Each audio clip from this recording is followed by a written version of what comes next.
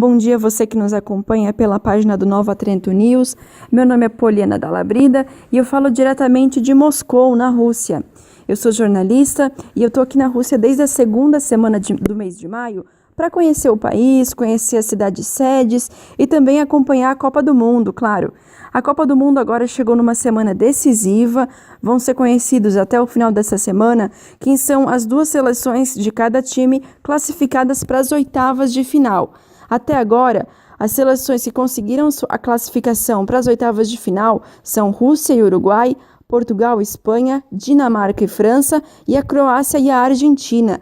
A Argentina que se classificou aí num jogo emocionante, um 2-1 contra a Nigéria.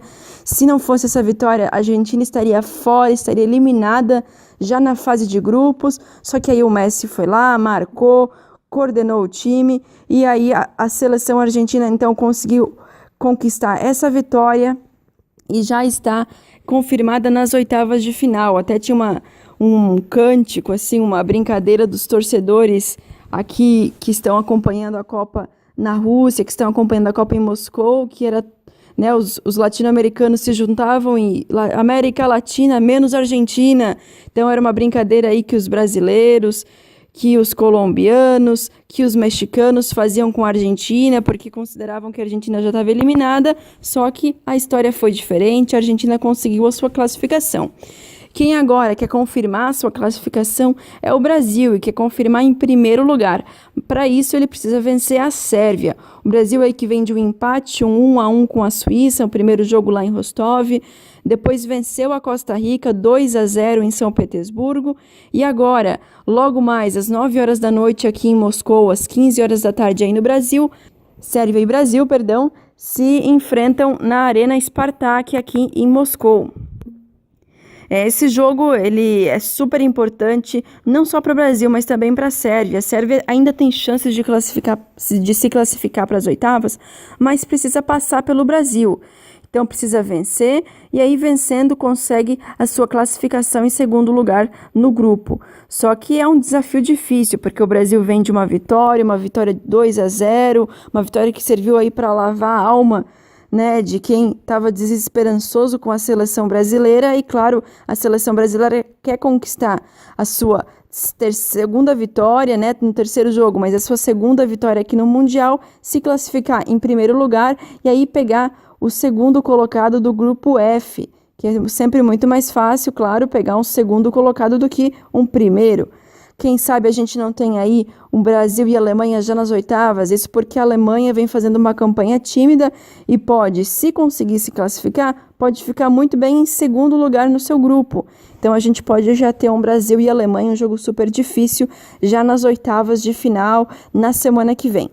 Agora deixa eu voltar para o jogo de hoje. O clima aqui em Moscou é super agradável, os torcedores brasileiros tomam as ruas de Moscou, os torcedores brasileiros que são muito animados, cantam, que junto com outros latino-americanos fazem a festa, os torcedores russos já um pouquinho mais na deles, os outros torcedores europeus também menos animados, mas a torcida brasileira faz a festa, deve comparecer em peso à Arena Spartak, que é uma arena construída para a Copa do Mundo. O Spartak é um time da primeira divisão aqui do futebol da Rússia, então é uma arena super moderna, construída especialmente para a Copa e que depois vai ser a casa do Spartak Futebol Clube.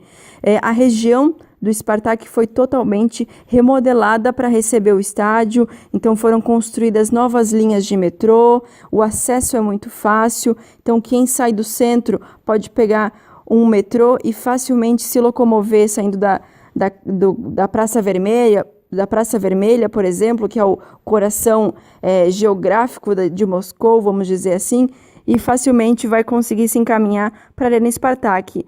Todos os jogos que eu venho acompanhando, inclusive, a locomoção não é um tema, é muito fácil. As linhas de metrô aqui na Rússia são super desenvolvidas, assim como as linhas de trem.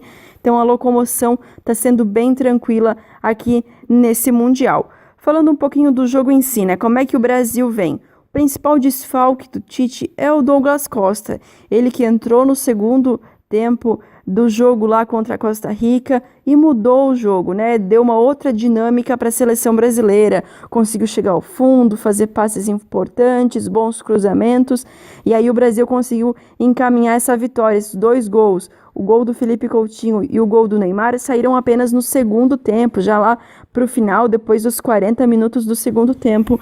E muito se deve à entrada do Douglas Costa no lugar do William. O William que vem sendo questionado por as suas atuações tímidas nesses últimos 2 jogos, contra a Suíça e contra a Costa Rica. Só que o Douglas Costa, ele sentiu uma lesão na coxa, uma lesão no músculo posterior da coxa direita, então ele está fora desse jogo contra a Sérvia aqui na Arena Spartak e deve ficar fora de todos os outros jogos do Brasil na Copa. Essa lesão, então, vai tirar o Douglas Costa no Mundial. Ele segue aqui na Rússia, segue junto com o grupo, né? Eles não vão mandar ele de volta para o Brasil, mas ele não deve mais participar dos jogos por conta dessa lesão. Então, o Tite provavelmente vai voltar com o William, o William volta a ser titular, mas aí resta a dúvida, o William vai jogar os 90 minutos, o Fernandinho vai entrar no lugar dele, ou o Fernandinho vai entrar no lugar do Paulinho para fazer um meio campo mais reforçado, como é que vai ser? Outra preocupação do Tite é em relação aos pendurados, né, quem já recebeu o cartão amarelo, como é o caso do Felipe Coutinho e do Neymar. Eles já receberam um amarelo no outro jogo e se receberem mais um, estão fora das oitavas, se o Brasil se classificar. Então é muito importante que eles tenham maturidade, que eles tenham calma para não tomar um segundo amarelo aí de bobeira e não desfalcar o Brasil nas oitavas de final.